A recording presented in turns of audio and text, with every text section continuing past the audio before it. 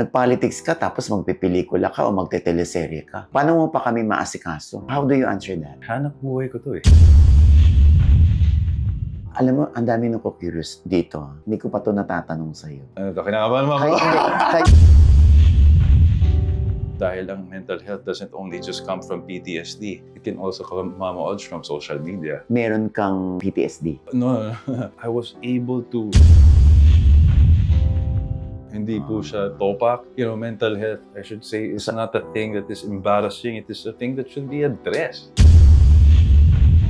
Naapektuhan lang ako pag naapektuhan pamilya ko with whatever people have to say is because I don't care what you have to say because I really am not trying to fool anyone around. Nag-iba ba yung tingin sa'yo ng mama mo? Wala na maging congressman ka. Lagi niyang pinapaalala yun eh. Wala akong pakialam kung congressman ka. May mga tukso pa rin bang lumalaki? Despite the fact na alam ng lahat na may asawa ka. Hindi siya tukso, Mama Odds. Nagkaroon ba ng pressure sa inyo ni May na, my God, hindi pa tayo nakakabuo? Nasanay na po tayo, Mama Odds. Filipino culture kasi sa mga ba? Uy, wala ka na. Bakit po?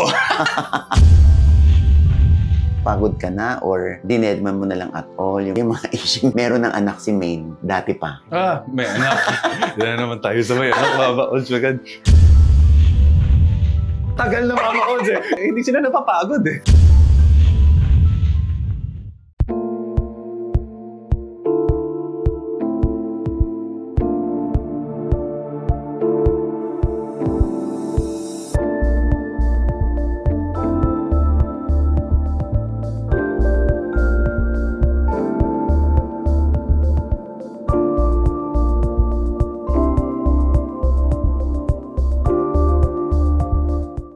Hindi ko alam kung paano niya hinahati yung katawan niya bilang congressman sa 1st District ng QC at bilang aktor. Curious lang ako. Sino nga bang ating bisita ngayon? Si Congressman Arjo Atayde. Mama Odds, thank you. Hello sa inyong lahat. Yun nga yung tanong ko, Arjo. Paano mo nahahati katawan mo? Ano ka ba? Manananggal ka ba? Yung kalahati mo nandun sa pelikula, kalahati mo nasa public service? Well, how I wish na ganun, Mama Odds. Pero Okay. management lang talaga. Ang ginagawa ko po, since kami sa Congress, may break naman. During breaks, kunyari, a month and a half, subdivided po yun sa district work at saka sa pag-shooting ko. So, during breaks lang po yung aking ano. Tapos yung sa Congress, of course, during Congress, I'm there throughout the week. Hati po yun eh. Monday to Wednesday, Congress. Thursday to Saturday, even sometimes Sunday. Umiikot po ako sa district. Siyempre, iba hindi nila alam. Ay, congressman pala si Arjo. Kasi nga, ang madalas silang nakikita yung Quadcom. So, bakit wala doon si Arjo kung itatanong nila? Ano po yun? It's also on your committee side, kung saan committee ka naka-assign. And definitely, naka-assign kami sa iba't iba. Nagkaka-cross din po ng oras sa mga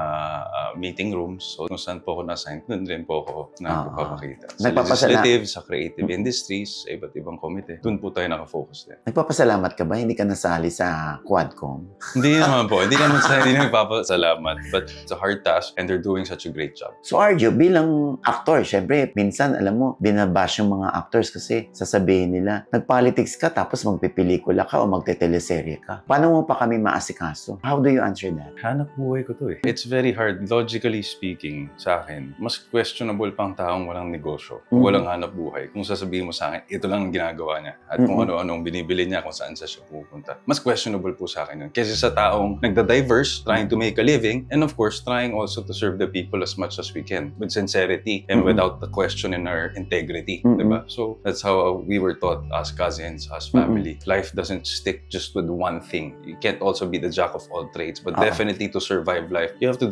diversify. For you to learn more, you have to grow. This changes in things na hindi natin nakasanayan. Minsan ayaw natin pasukan because of course, who's not scared of change in any aspect? Pero itong pagbabago na to, of course, I was actually questioning myself bago ako pumasok. Am I ready? People will question me. Nag-artista lang naman ako. Makaka-question ako. I'll get bashed. But if you have a vision and a clear mission for people, not trying to be political, but this is sincerely how I was thinking. Sabi ko, to make a change, not everyone will believe you. But definitely, it will take time. And if it has for all the years of this service and work for me to prove it, then so be it. Hindi ko ito sinakyan para isa pang negosyo o isa pang hanap buhay. Hindi rin po ito planado. Alam ni Mayor Joy ito and the whole rest of the team that politics was really not planned for me at all. Hindi talaga planado yun, Mama Oj. And I was just really privileged and honored to be given the opportunity to be an extra hand, no? And to help more people. Sabi nga, that's so general. Sabi ko, pero also, generally, lahat ng sektor kailangan ng tulong. So if you say help, it's easy to understand, yeah, he wants to help sincerely, pero papaano, diba? And those are the things that I'm slowly growing into bilang bagong mambabatas and mga bagong proyekto. You learn more about humanity. It humbles you down. And I have to say that humbling is an understatement. Sabi ko, akala ko nung artista ako, we play different roles. We play different things. Nakikihalo-bilo tayo. Meron din tayong mga bantay-bata, all these other activities that we have, no? That in service nga po to Filipino, eh. That's what ABS. And we were so exposed to that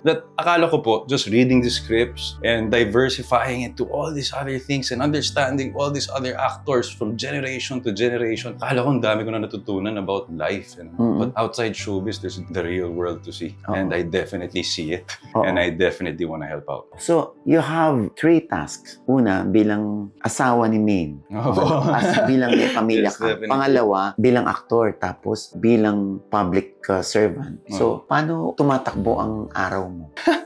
Yeah. Naka Mama Oj, basta I start early so I can end early at work as well as much as possible. And kung kakaya, sa umaga, minsan kung kakaya ng schedule, hintayin ko muna umalis si Maine ng papuntang Itbulaga or ano, and then aalis na rin po ako to go to work. Unless meron akong said call time or event for the district na mga alas 8, alas 7 sa ating mga senior citizens. I have to leave early. Pero on a regular day po, I wait for her to leave around 9 o'clock, 9 to 10. After she leaves, diretso na po ako niyan at either Congress or district office. Okay. Tapos during Thursday, Friday, Saturday naman, same routine. I wait for her to leave work as well para sabay na rin kami. And then all throughout the day po is district events, district work. And then pagdating naman po ng Sunday, as much as possible, I make sure that it's a main day. it's like a main day for me. Kailangan si Maine, kailangan makita namin yung family niya. Masubdivide din namin, of course, to that I decided na Mendoza side, you know, the time na pupuntahan namin. And yun, I think it's just really time management. Medyo nakakalito siya in the beginning. It was very hard for me, I have to admit. We have lazy days. There are days where I don't want to stand up. Pagod na ako. I'm just like, oh my God. Pero I never questioned why I'm here because I know why I'm here. There are reasons, no? There are things that we can't take control of, but things happen for a reason. And whatever it is, we are to find out later on. Eh, yung mga nababalitaan naman namin sa inyo, puro good side, positive lang. Pero syempre, hindi nyo na i-chichika. Nagkaroon ba kayo ng problema, tampuhan, because of the schedules? Opo, there are times naman. Pero it's not certain na tampuhan na... Hindi big deal. I think it is a big deal na pag walang ka ng time sa asawa mo, I think that's a very big factor. You always have to consider your wife. Though, kapag nangyari unintentional, no, and you are reminded, I think as a husband, you are to take action to it. Hindi pwedeng trabaho. At the end of the day, you're working for your wife, you're working for your family, you're working for your future, diba? So, and she inspires me. All the other cheesy stuff, but definitely, it's my everyday. It's my safe space, no? Talaga. Comfort zone mo siya. Opo. Kaya nga sabi nila, ba't hindi mo sinasama sa politics? Hindi mo sinasama sa events? Sabi ko, because she's my last piece of privacy. I'm safe there. When I go home, I look forward to going home. Kasi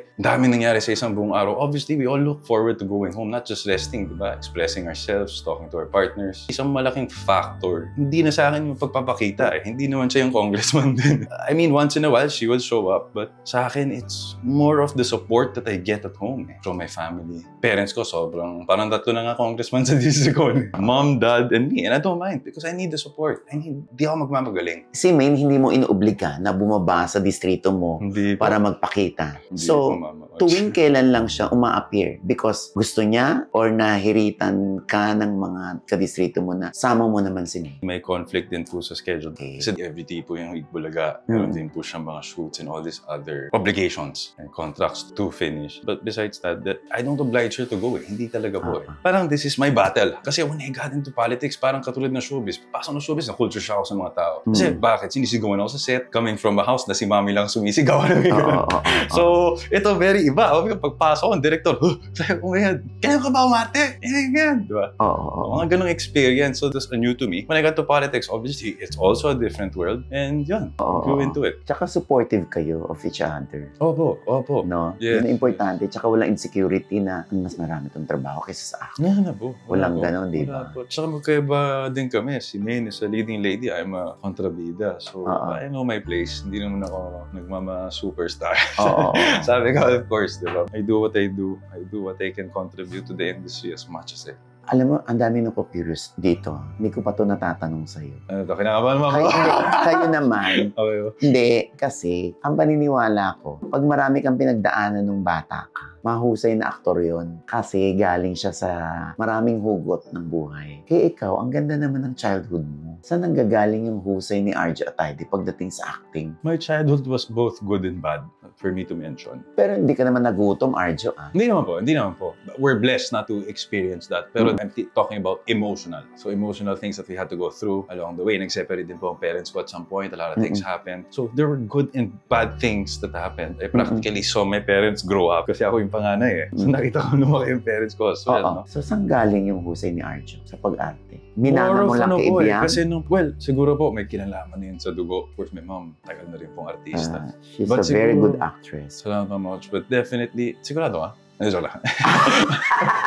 Hindi, joke lang. Ibiang, oh.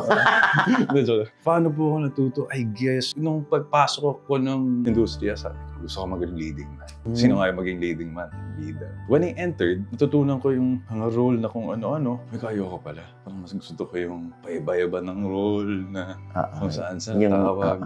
When I got there, more than enjoying it, it became much more of a passion na ang ginawa ko was, binarkada ko, hindi lang yung kaedad ko. Tito Eddie Garcia, Tito Pen Medina, Tito Noni, Tito Joel.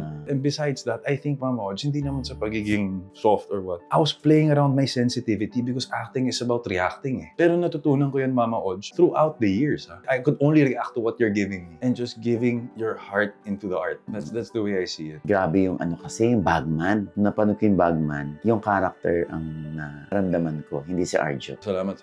Diba?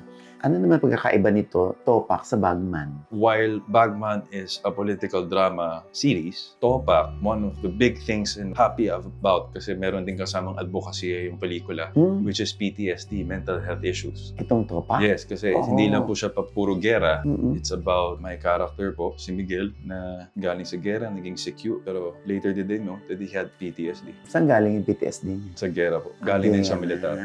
Which, obviously, dito po sa ating bansa, the government is slowly taking action naman sa ating mental health awareness at ating mga NGOs and different sectors are trying to give seminars and all these other activities just to spread all the possible awareness. No? Dahil ang mental health doesn't only just come from PTSD. It can also come, Mama Odge, from social media. Exactly. So that's a different factor.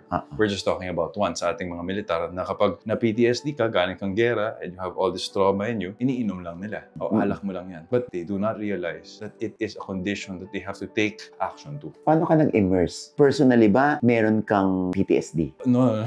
I was able to get several interviews online as well. I tried to study different levels of PTSD coming from the trauma, galing sa gera, nakita namatay.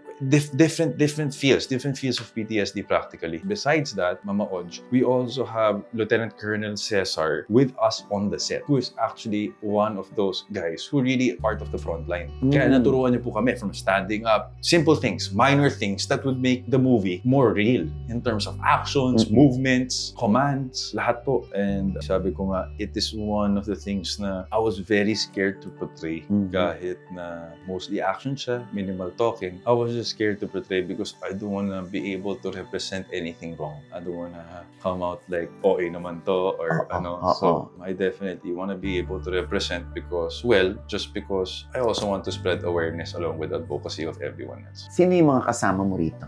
Si Julia Montes po. Sid Lucero, si Enchong Di po, si Kokoy, and madami pa pong iba. And of course, si Direk Richard Somes. Nabanggit mo si Julia Montes as leading lady mo dito. Tama? Practically, parang ngayon po. Parang mag-cross po yung landas namin dun sa pelikula. Katrabaho na po kami kami ni Julia sa 24/7. And then this is the second time I'm working with her. Sa akin, mahusay talaga si Julia. Mahusay. Diba? Hindi naman sa pagbe-build up kay Julia, pero dito, she's hardcore action, kakaibang Julia. Ito talaga, pag sinabi nilang iba, ito kakaiba talaga na Julia. Kasi hindi niya ito ginagawa mga odds eh. Nakausap ko nga si Enchong. Panoorin mo. Parang Hollywood ang gawa.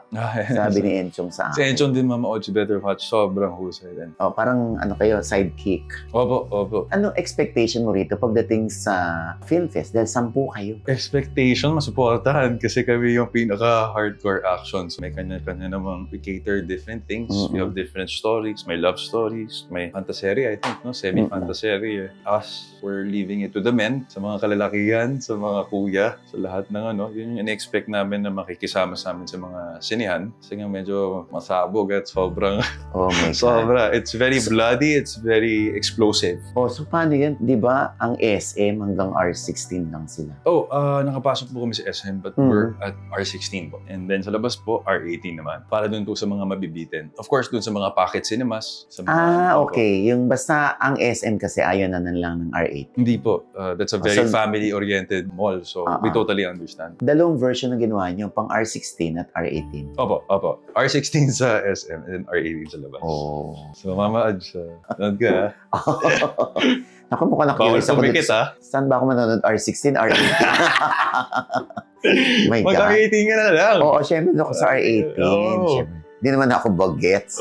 Anyway, bakit to, Pak? Ito ba another term for PTSD? Apparently, Mama Odj, yun ang maling term na ginagamit ng mga kapwa-militar at ibang tao sa taong nagkakaroon talaga ng PTSD. Parang may topa ka lang, inom mo yan. Not knowing that person actually has mental health issues already that is very concerning. Nabalitaan nyo na po, di ba yung militar na parang nakabarel na nakita nilang swift speed on the right. Akala nyo, pinatay na yung civilian. That's PTSD. Kasi nandun sila they're biglang nandun sila sa gitna ng gera. Biglang nandun sila sa gitna ng sitwasyon. They get this vivid trauma of the visuals of all these things na sobrang worst thing that could happen. Diba? Kunyari mga militar natin na naka-experience na nakitang pinapatay yung mga kapwa. Kaklase pa ba nila na hanggang ngayon they're all doing service and public service for how many years. At some point, they have to see this. I can't even explain the word, but definitely dehumanizing experience na I can't even explain. So sabi ko, wow, okay, I get it now. Like, so ito, i-correct nyo yung word na topak.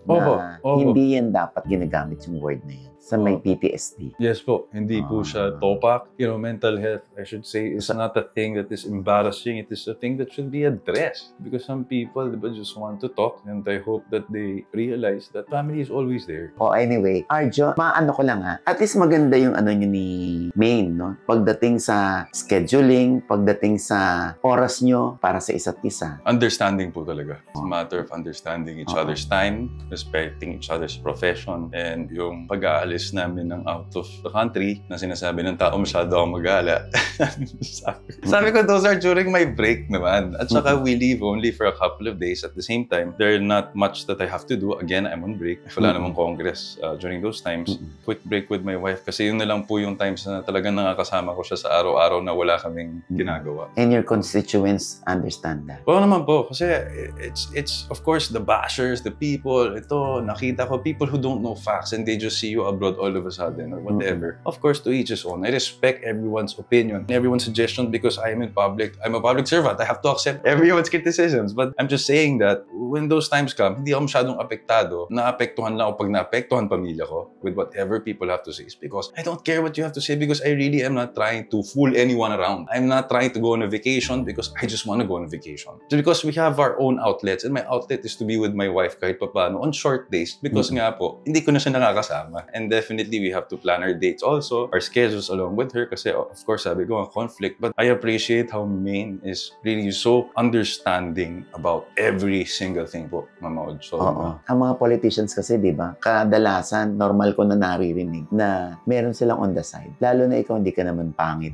Gwapo naman si Arjo. So, may mga tukso pa rin bang lumalaki? Despite the fact na alam ng lahat na may asawa ka rin. Hindi siya tukso, Mama Oj. I'm very much exposed to work only. Kung meron man, it's not my priority. It's not the things I'm thinking of. I really want to grow into a man, to be able to be a good example to my kids. Hindi ako pumasok ng politiko sa pag-aartista para one day mapag-usapan ako ng masama ng mga anak ko. You know, these things. I wanna not leave a legacy. I just wanna leave kindness to people. And this is the best way that I could. Siyempre, may pressure din on your part, no? Dahil isa sa mga pressure sa inyo, dahil gusto niya na magkaapo, si Ibiang. Oh, Oo, no? Na meron pa siyang biniling mga gamit ng bata, kung sino man ang unang magde-declare na punta siya, sa kanya ito mapupunta. So, nagkaroon ba ng pressure sa inyo ni May na, my God, wala pa tayong, kumbaga, hindi pa tayo nakakabuo? Hindi O naman. nakaplano kayo? Hindi naman po. Of course, I don't want to speak for plans. Sabi ko, Mama Oj, it's very personal to us. But there are things to consider. May election, may mga kailangan na kami tapusin. But we were planning also in the near future. Hindi naman pressured. Feeling ko nasanay na rin kami sa mga titas na narinig na, uy, nakapanganak ka. Yung mga tita panganak, shh, wala ka bang anak? Ano age mo na? Okay lang dito. I'm not pressured, it's okay. Pero nasanay na ako eh. Diba? Laging yun ang Filipino, narinig. nasanay na po tayo, Mama Oj. Filipino culture kasi sa mga diba? Shh, uy, wala ka anak. Bakit po? Is it a must right now? I mean, we'll never be just the two of us again once we have kids. So, we're both so busy, we rarely get to enjoy. So, we want to enjoy as much as we can. Sabi ko nga, wala na nga kaming time sa isa't isa, Mama Oj, at times, which we still, both of us still make the effort spending time together. But at the end of the day, those are the best times for us to celebrate and spend.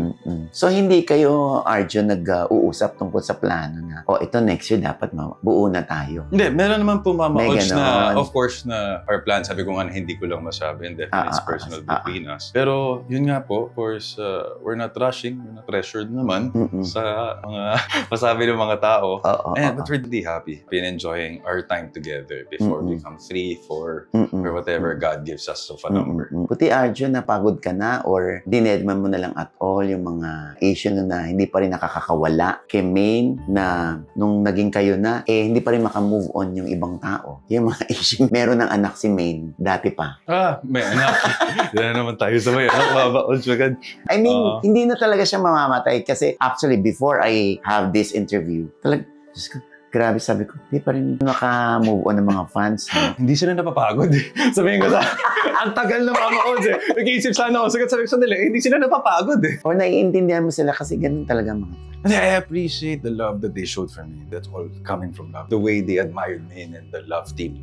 But we all have limitations as actors naman, and we all see this course through the screen pag nakikita natin yung isang aktor na nababasa sa isang maling paraan or what. And this is one of those times na nawatak, obviously, and siguro I came in the picture. Pati ako nadamay sa bashing. But it was part of it. I knew I was gonna get bashed. I really don't care what people have to say. If it's not true, why bother? Can die tomorrow. Why would they think about what you're saying? That's how I think. I'd rather move on to the next day positively. Because at the first place, as cheesy as may sound, there's nothing wrong about me loving the person. So what's wrong? That's a love team. They're not in a relationship. I'm not stepping on anyone. So hindi ko magets yung logic. But again, that's me explaining na. Pero hindi ko lang magets yung logic. But again, I understand where they're coming from despite the bashing. So I hope that maintindihan naman nila ako at kami, especially Maine, of course, my wife, to stop all these unnecessary comments. Wala naman talagang katotohanan. So wala siyang anak, wala rin ako anak. We're both married, single. So I hope people respect that.